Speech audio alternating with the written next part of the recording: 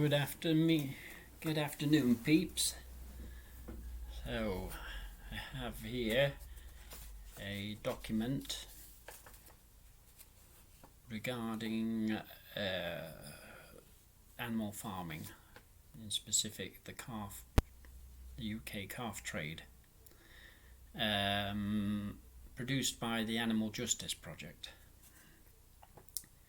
It has a number of issues that it reports upon, and these were the things that were presented to politicians and newspapers, and many newspapers took up the issue and government departments had to get involved in doing so with this matter. What was exposed is purely a symptom of what happens in farming. The regularity of what was exposed within this facility probably means that whatever they've done to try to rectify the problem, it still exists. So here are basically what the findings are. They obviously state what the general purpose is, the general state of things that as they are now. And they start with, it is well known that male dairy calves are a byproduct of the dairy industry. 90,000 are killed in the UK each year, and many more are exported overseas. A kinder option is marketed by the industry instead of killing these newborns. An increasing number are traded in large markets and sent to beef farms for fattening. Over half of beef herds come from dairy calves. This is an integration of two industries. Industrial scale exploitation. Calf trading is booming in the UK. Millions of pounds are made each year. Calves which have been freshly taken from their grieving mothers. This is mass scale exploitation of baby calves. It's a booming industry. So this undercover organisation filmed calves at 2 red tractor assured farms, including a beef mega farm, during a 5-month undercover investigation. They send cows to slaughterhouses, supplying major supermarkets and restaurants like Waitrose, Tesco, Morrison's, Ocado, Lidl, Sainsbury's, Burger King, Wetherspoons, Asda and a Co-op. All of these places claim that meats that they obtain are of the highest quality. So let's see what the expose finds. We found 23 DEFRA and red tractor breaches on the beef mega farm.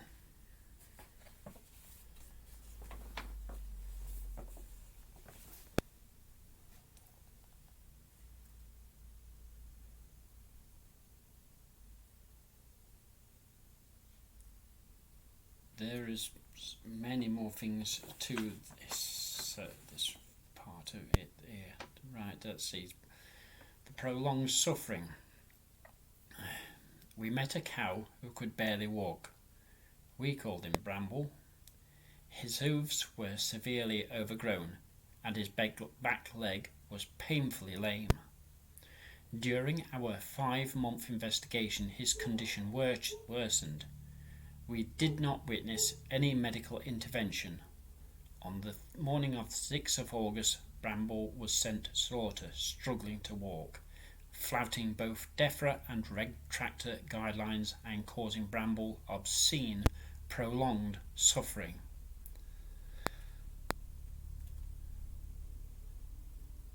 Cows were hit with pipes, punched, kicked, had their tails painfully twisted, and had buckets thrown at their faces.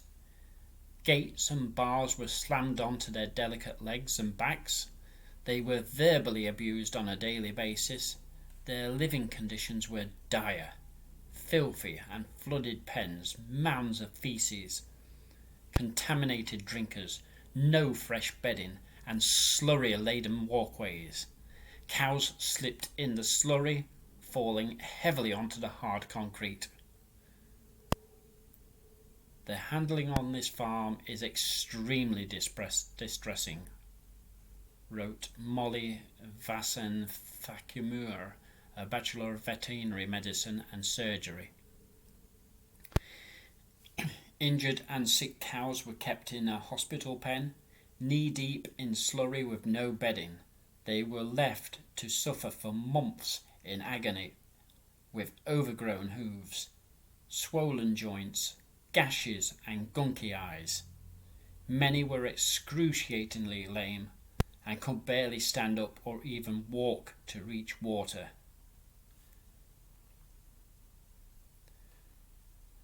Professor Andrew Wright, ABVS of the European and RCVS veterinary specialists in animal welfare science and ethics and law, said, "I was concerned to see significant numbers of severely lame cattle. Several were non-weight bearing on affected limbs, indicating the most severe category of lameness. This is extremely painful for affected cows. It was disturbing to see sodden, filthy flooring on which these cattle were forced to subsist. Cattle were observed standing in pools of slurry. Other cows were observed slipping and falling on the wet surface. Very concerning was the abuse by workers evident in this video footage. A bucket was violently thrown at a cow's face.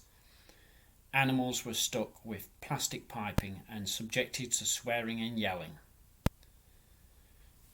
This was the video that was produced in this investigation. Over 5 months, this facility was filmed for 5 months. As bad as things were,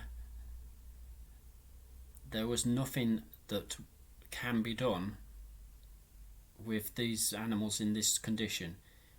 If they had have taken the cameras out within a day, within a week, almost nothing would have been reported. That they had to be there for months and consistently report the bad practices and behaviours does not hold out any hope that this will ever improve. As it is, even now, there is a silence from all authority and the farm on this matter. There has not even been any suggestion that any of the violence that has been perpetrated upon any of the animals is even being being warned of. They're not. The employees are not even being warned as from anything that the actual farmer has said or even the industry has said. This sort of practice is happening on farms up and down this country. This farm is, I believe still is, Red Tractor approved. It had the Red Tractor approval taken away when the first investigation came out about this, but since then Red Tractor has reapplied it back to this farm. The lies of the farming industry are beyond anything that we can ever dream up.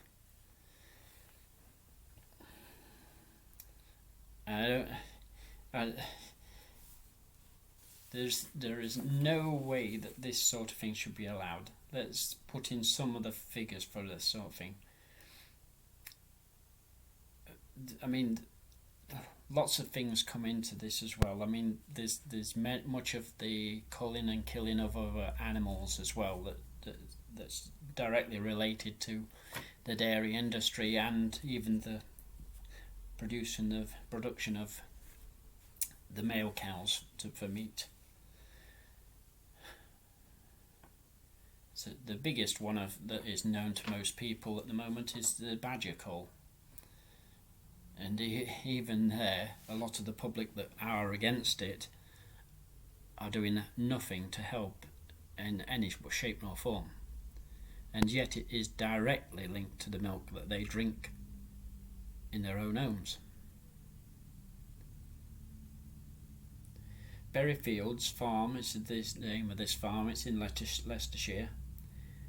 It is an American-style mega farm that rears 4,500 cows a year and sends them to slaughter at just 12 months old.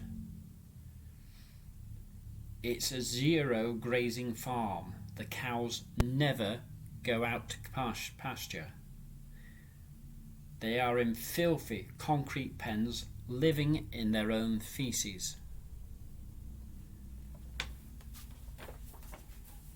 The layout of this zero graze system is entirely inappropriate. The stocking density is far too high, and there is little shade on the concrete yards, meaning almost none, and will be none for some. Because when out in these yards, they're usually out in groups of 20 to 30.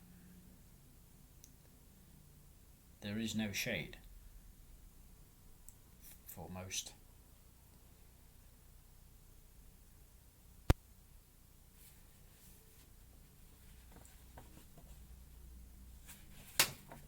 This is just a small report, really. This isn't the full report that went to the papers and everything like that. But basically, the just the stuff that I've said here should be enough to make people more than just upset. It should make people want to do something. It should. I think you know what I'm coming down to about that, about what you know you can do. And even then, you know as well that it's not going to be enough as well. But it will be enough.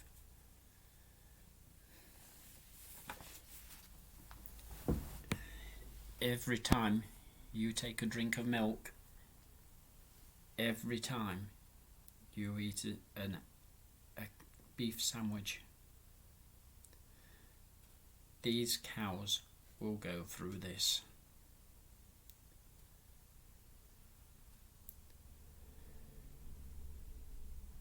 The amount of these meats and the milk that you drink works out to the equivalent, when added up, of between 100 and 200 animals per year that you,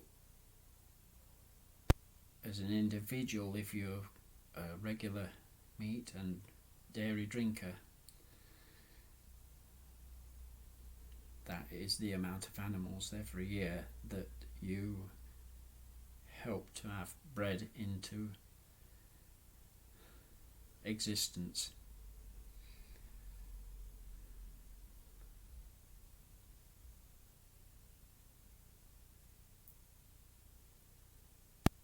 This is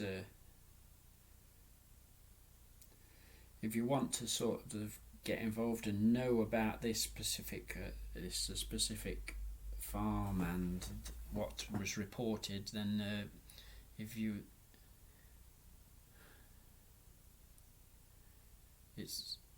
visit expiredcampaign.org/calf trade to take action.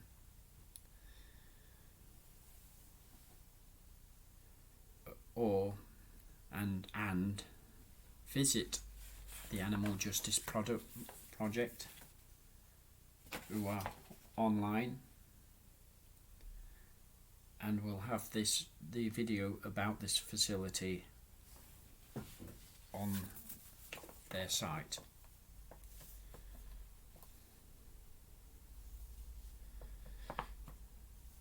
They have done a lot to sort of highlight this actual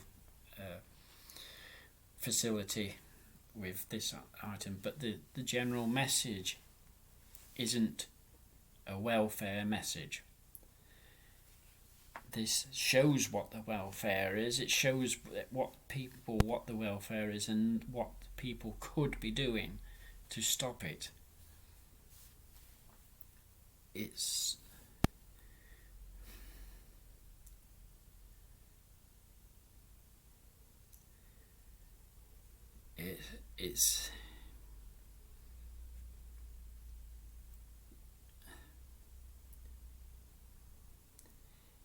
I can't really say a lot more. You already know what would be best. The first and most important would be to stop consuming animals and the dairy and things like that. That is the first. Next would be if you would at least email or complain to your MPs. They're not a lot, but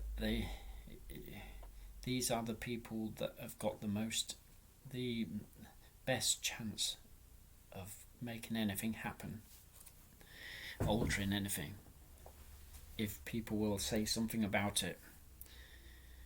Even your local councillors, anybody, because if local councillors are pressured, sometimes they will pressure their MPs.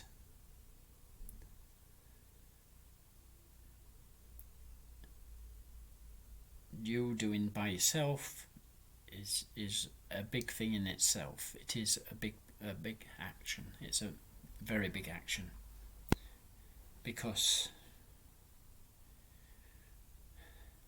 just you being their voice that you take to your council, your MP, even the papers, anything that you can add to this sort of disgust will help.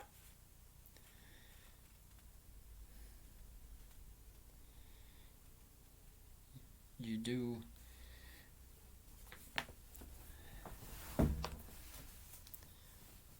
these things to animals.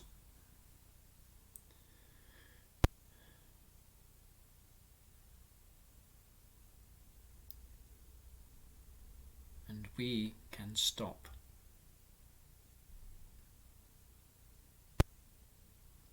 this happening.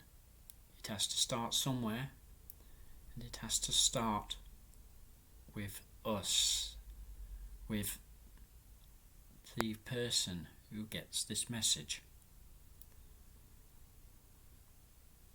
That was me when I got the message.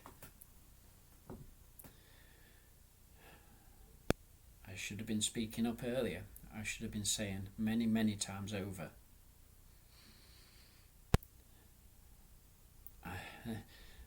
Probably I have.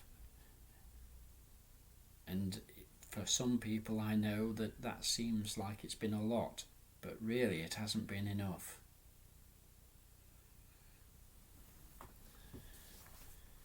Because animals are ignored. They are ignored by everybody. As soon as you go away from this, you'll start talking to your friends, you'll talk about to other people. Very rarely will you come up and remember the animals, what they're going through, the suffering that they're going through right now. Very rarely will you ever think about it. But we must think about it more. Because if we don't, then the atrocities of what happens here will carry on forever. And it cannot carry on forever. We know better. We should do better.